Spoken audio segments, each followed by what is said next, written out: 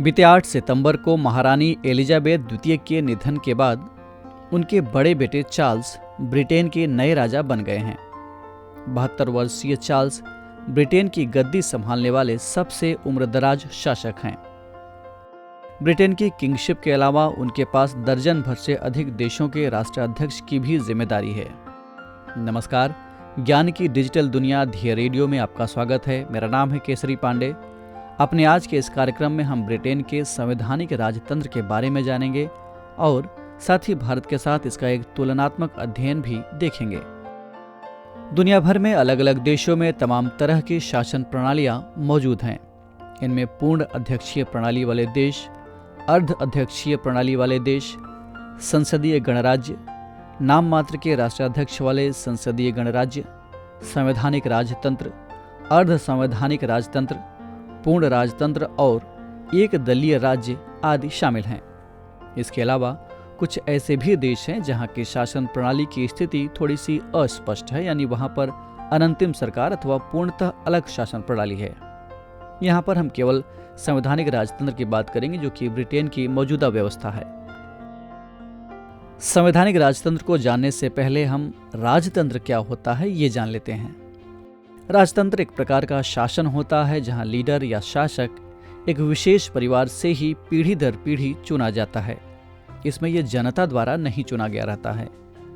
देश का प्रमुख जो सिंहासन पर बैठता है उसे सम्राट या राजा के रूप में जाना जाता है, और जिस तरीके से राजा चुना जाता है और शासन चलाया जाता है उसे राजशाही कहते हैं या राजतंत्र भी कहते हैं। इसमें राजा का वचन ही शासन होता है। नियम कानून जनता द्वारा नहीं बल्कि राजा तय करता है। अब बात करते हैं संवैधानिक राजतंत्र की। संवैधानिक राजतंत्र किसी राज्य की उस शासन प्रणाली को कहते हैं जिसमें सर्वोच्च शासक तो राजा होता है, लेकिन उसकी शक्तियां किसी संविधान या कानून द्वारा सीमित होती हैं। इसका मतलब यह हुआ कि वो राजा अपनी मनमानी से राज नहीं कर सकता। राजा उस देश के लिखित या अलिखित कानून से बंधा होता है। ब्रिटेन और जापान में ऐसी ही संवैधानिक राजतंत्र वाली व्यवस्था है। इस तरह के ज्यादातर देशों में सत्ता या राजनीति की असली ताकत जनता द्वारा चुनी गई संसद में निहित होती है। यही कारण है कि कभी कभी इन्हें संसदीय राजतंत्र भी कहा जाता है। ब्रिटेन की इस राजशाही के कुछ संवैधानिक कर्तव्य भी होते हैं, जैसे यहाँ का किंग या क्वीन यानी राजा या रानी जनता द्वारा चुनी गई सरकार को अपनी मंजूरी देते हैं। ब्रिटेन का राजा औपचारिक रूप से संवैधानिक प्रणाली से चुने गए प्रधानमंत्री को नियुक्त करता है। इसके लिए चुनाव जीतने वाली पार्टी के प्रमुख को सरकार बनाने के लिए आमंत्रित किया जाता है। इसके साथ ही राजा या रानी कुछ निश्चित अधिकारियों की भी नियुक्ति करते हैं या उन्हें स्टेट ऑनर देते हैं। इसके अलावा स्टेट ओपनिंग या संसदीय वर्ष की शुरुआत के समय किंग यानी राजा का संबोधन होता है। संसद के जरिए कानून पारित होने पर उस पर औपचारिक मुहर लगाने का काम भी किंग या क्वीन का होता है। हालांकि कुछ असामान्य परिस्थितियों में किंग के पास कुछ आरक्षित शक्तियां होती हैं, जिसके तहत वो एक तरफा रूप से चुनी गई सरकार को बर्खास्त कर सकता है। लेकिन द्वितीय विश्व युद्ध के बाद ऐसा रेयर ही देखने को मिला है। यहाँ एक और ज़रूरी बात जो आप लोग अक्सर सुनते होंगे कि भारत की संसदीय व्यवस्था ब्रिटिश संसदीय व्यवस्था की ही एक कॉपी है। हाँ, ये बात सच है कि हमने ब्रिटिश संसदीय व्यवस्था से काफ़ी कुछ अपने लिए लिया है, लेकिन भारतीय संसदीय व्यवस्था और ब्रिटिश संसदीय व्यवस्था में कुछ मूलभूत अंतराल हैं।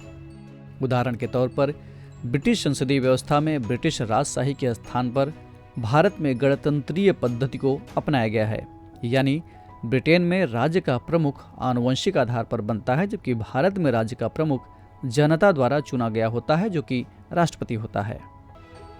ब्रिटिश संसदीय व्यवस्था संसद की संप्रभुता के सिद्धांत पर आधारित है, जबकि भारत में संसद सर्वोच्च नहीं है।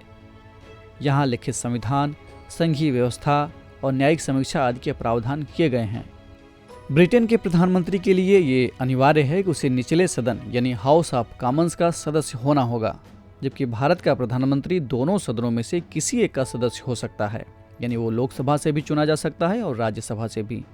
इसके अलावा आमतौर पर ब्रिटेन में संसद के सदस्य ही मंत्री नियुक्त किए जाते हैं। जबकि भारत में कोई ऐसा व्यक्ति भी मंत्री बन सकता है जो संसद का सदस्य नहीं है। हालांकि ऐसा व्यक्ति सिर्फ 6 महीने के लिए ही मंत्री बन सकता है। तो ये थी बात संवैधानिक राजतंत्र की, और अब बारी है आज के सवाल की। आपको कमेंट करके बताना है कि भारत में किस तरह की शासन प्रणाली मौजूद है और उसकी क्या विशेषताएं हैं। हम फिर मिलेंगे एक नए कार्यक्रम के साथ। इजाज़त दीजिए। नमस्कार।